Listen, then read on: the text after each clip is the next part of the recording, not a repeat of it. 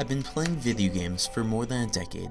At first, video games were a way I could both entertain myself as an only child and play with friends. Either way, I've spent a significant amount of time playing these games. Coming into college, I did not know whether I would break this habit or fall victim to it. I play 2-3 hours daily. Now that I am older, I wonder whether I am addicted. At Skidmore, I've befriended a group of people who play just as many hours of video games as I do, if not more. These friends are more enthusiastic and knowledgeable about video game culture than I am. I want to understand this gaming culture and what makes a gamer an addict. Are they addicts? Am I an addict?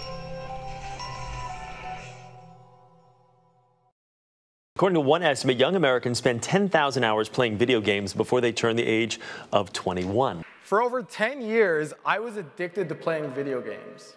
This addiction affected many areas of my life, including being a major influence in my decision to drop out of high school at the age of 15. Now to a case of video game addiction that's hard to believe. A 15-year-old boy has almost died after playing on his Xbox for at least 4 days straight. Although video games are intended to be played leisurely, some children and young adults play these games an excessive amount. In a study conducted by the American Academy of Pediatrics, researchers found that 92% of children ages 5 through 18 play video games, and 10% of them are addicted. These numbers are alarming and scary to think about, especially in such an increasingly technologically dependent society.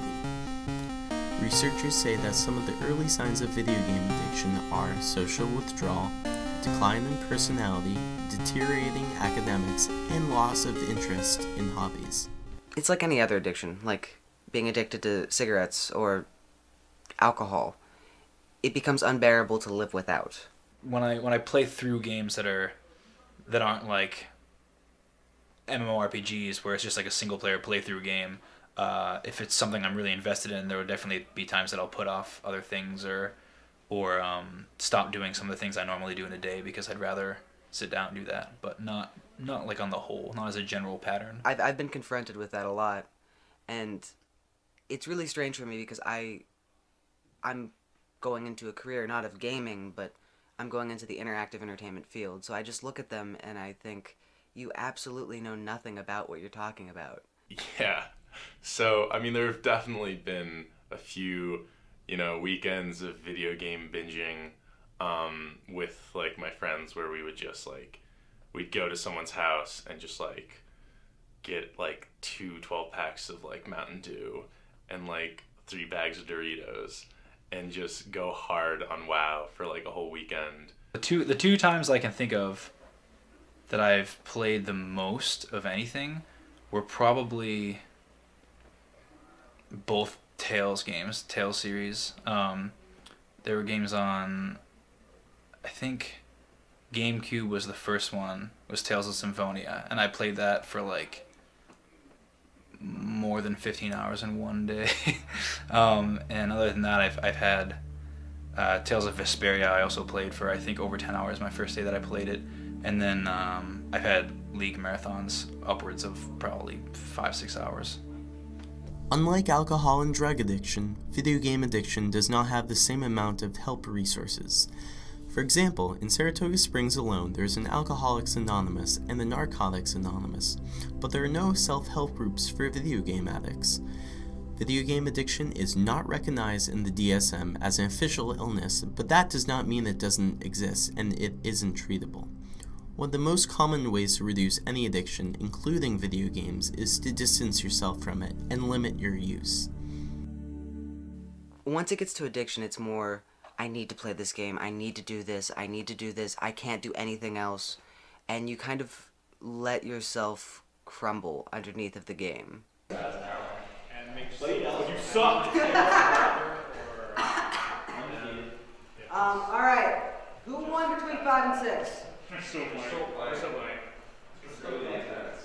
There may have been times when I was, like, slightly addicted and would neglect social, responsibilities to get more game time in.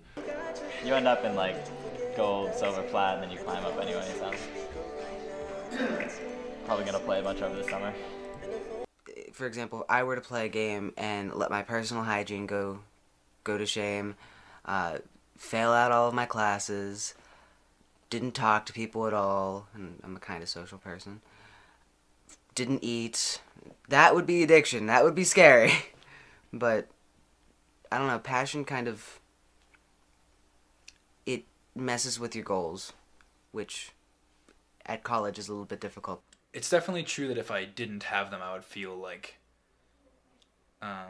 some gap in my free time, but I'd probably find ways to fill it with other things. At least I like to think I would. Team 5-1. Alright, Team 5 go against Team 8, Team 1 go against Team 3.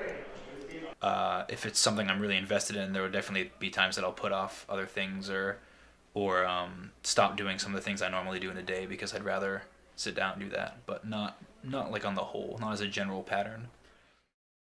Often, when we talk about video games, we associate them with negative words like addiction and waste of time. Yet studies show that video games can function in positive ways.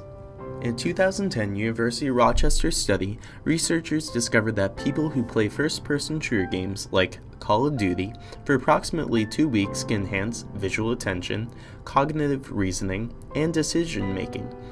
Additionally, daily activities such as multitasking, driving, reading small print, and overall awareness can benefit from fast-paced video game use. Researcher Daphne Bevelier concluded in the Rochester study that, quote, action game players make more correct decisions per unit of time.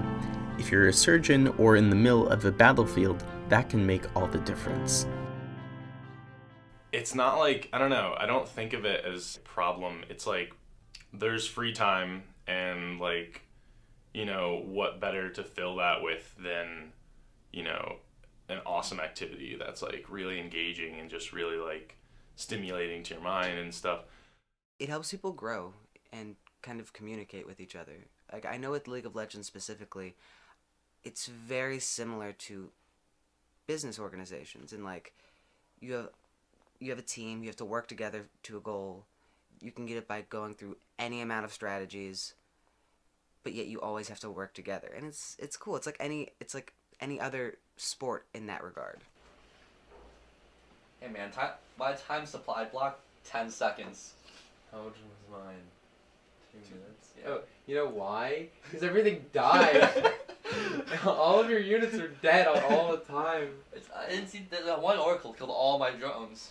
I mean, I feel like, whereas people who don't game, like, they will sit down and like turn on the TV, and it's just such a mindless experience, just absorbing information, whereas gaming is so much more hands-on, and like, you know, you're interacting, and there's like a social component to it, and there's just, it's so much more, it's so like mentally stimulating. I mean, I think it's great. I don't know. I mean, they're definitely not out to teach lessons, or at least a lot of the games that I've played aren't out to teach any moral lessons, but, you know, they're definitely not morally decadent. I don't think they have really either a positive or negative impact on your moral compass. We also wanted to help people improve. It's not like a big factor of our club. It's like, oh, once you join esports, you have to strive for the best. No, it's just kind of, we're offering that to players who want to improve in whatever game that they're working towards. I went and I took that gold, and I brought it to the auction house, and I started buying weapons. Like, I would like watch the auction house and see how prices kind of rose and fell, and so I would find like certain items when they're really cheap, and then I'd bring them back and I'd sell them, and someone would like really want that item, and I'd buy it for like, you know, 1 gold piece, and then put it back on, and someone would like pay 5 for it. I feel like I have a pretty like entrepreneurial spirit, and I think that WoW definitely like helped kindle some of that. But we're planning on holding different talks, basically. Basic information that a lot of players seem to forget. Like Q&A's, noob night, which noob is an affectionate word, not a nasty one. Just kind of like to get people into the game. Video games can like mess up people's lives to an extent if you get addicted to them, I guess, but it's not something that's inherent about video games themselves that makes them negative, I don't think. I think it's You know, if a person playing a game is a certain way or susceptible to a certain thing, then it can have a certain effect on them. But that's not, I don't think that should be considered the fault of video games, and I don't think that it should negatively mark gamers in general.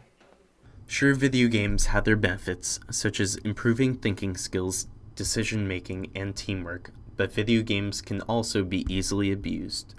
The most frightening aspect of video games is that not every user knows whether or not he or she is an addict. Recognizing an addiction is an important first step, but is critical to be able to take action to control an addiction. I can see that there are times when I binge on video games, playing 4 or 5 hours in a day. As I play, sometimes I think, there are so many more productive things that I could be doing, but I really want to just play another game. Though I participate in extracurricular activities, go out with friends, and keep up with my schoolwork, I do find myself on an occasional video game binge that keeps me locked up in the cyber world. Now that I have recognized this behavior, it is time for a change.